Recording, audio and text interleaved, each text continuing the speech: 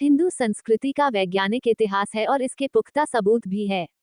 गणित, धातु, चिकित्सा, शल्य चिकित्सा भारतीय खोज है और अब जरूरत है कि हम अपनी संस्कृति को जानें और उस पर गर्व करें। सनातन धर्म की शिक्षाएं, जिन्हें आधुनिक पश्चिमी समाज और उन्हीं के पीछे चलने वाले कुछ झूठे प्रचार करने वाले लोगों ने पिछड़ा हुआ करार दे दिया है, और हिंदू खुद अपनी संस्कृति को हीन भावना से देखने लगे। परंतु वास्तविकता यह है कि हिंदू संस्कृति एवं सनातन वैदिक ज्ञान आधुनिक विज्ञान का आधार है। आइए जानते हैं इस महान संस्कृति को वैज्ञानिक दृष्टिकोण से। हिंदू मान्यता के अनुसार इस पृथ्वी का निर्माण ब्रह्मा ने किया है और ब्रह्मा के सोने और जागने के क्रम से इस पृथ्वी का निर्माण हुआ। ब्रह्मा के एक बार जागने से सोने तक के समय को कल्प कहा जाता है और इस कल्प का समय 432 करोड़ साल माना जाता है। आधुनिक भूवैज्ञानिकों के अनुसार इस पृथ्वी की आयु भी लगभग इतनी ही है। भारतीय वैदिक ऋचाओं में इन ब्रह्म कल्पों की विस्तृत गणना की गई है। भारतीय गणित विज्ञान का इतिहास 400 ईसा पूर्व तक जाता है। प्राचीन हिंदू कृतियों में अंकों को दर्शाने के लिए शब्दों का इस्तेमाल किया जाता था। जैसे 2 को भुज कहा जाता था, क्योंकि मनुष्य की 2 भुजाएं थीं, पर शब्दों से गणनाएं करना संभव नहीं था, तो 10 ईसा पूर्व में शब्दों को चिन्हों से बदल दिया गया।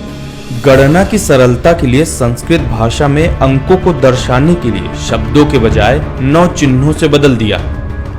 आधुनिक काल की अंक प्रणाली इन्हीं 9 अंक चिन्हों पर आधारित है। विश्व में सभ्यता क्रांति के बाद व्यापार करने के लिए गणनाओं की आवश्यकता थी, इसलिए विश्व ऋणी है आर्यभट्ट का, जिन्होंने गणनाओं को संपूर्ण करने के लिए शून्य का आविष्कार किया। शून्य के बिना न तो कंप्यूटर का आविष्कार संभव था, न ही आधुनिक काल का अंतरिक्ष विज्ञान। गणना करने की प्रणाली बिना शून्य के संभव नहीं थी, और ये प्रणाली भारत से अरब व्यापारियों के जरिए पूरे विश्व में फैली। फिबोनाची संख्याएं और उनका क्रम सबसे पहले भारतीय गणित में प्रकट होता है। पिंगला द्वारा संस्कृत परंपरा चांद शास्त्र में इसका उल्लेख किया गया है।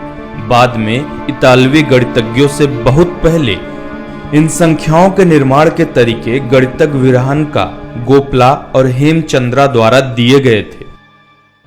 चक्करवाला पद्धति यह एक चक्रीय गणना विधि है जो अनिश्चित समीकरणों को हल करने के लिए इस्तेमाल की जाती है, जिसमें पेल का समीकरण भी शामिल है।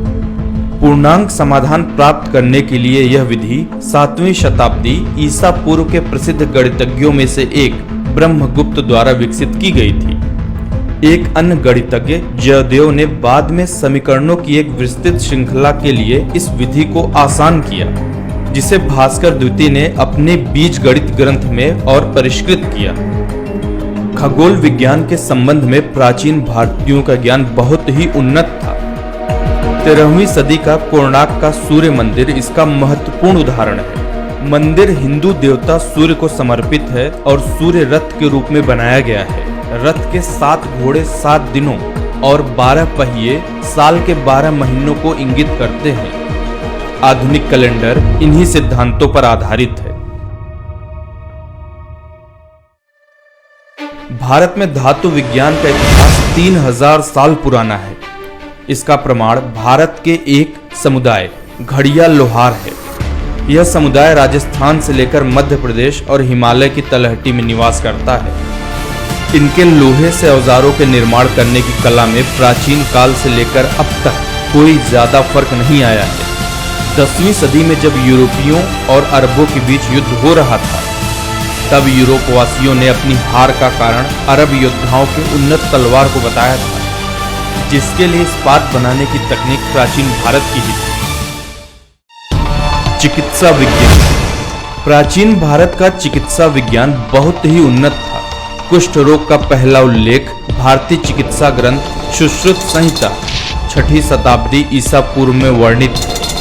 हालांकि the Oxford illustrated companion to medicine में कहा गया है कि कुष्ठ रोग का उल्लेख, साथ ही उसका उपचार अथर्ववेद के 1500 से 1200 ईसा पूर्व में वर्णित किया गया था, जो सुश्रुत संहिता में पहले ही लिखा गया था।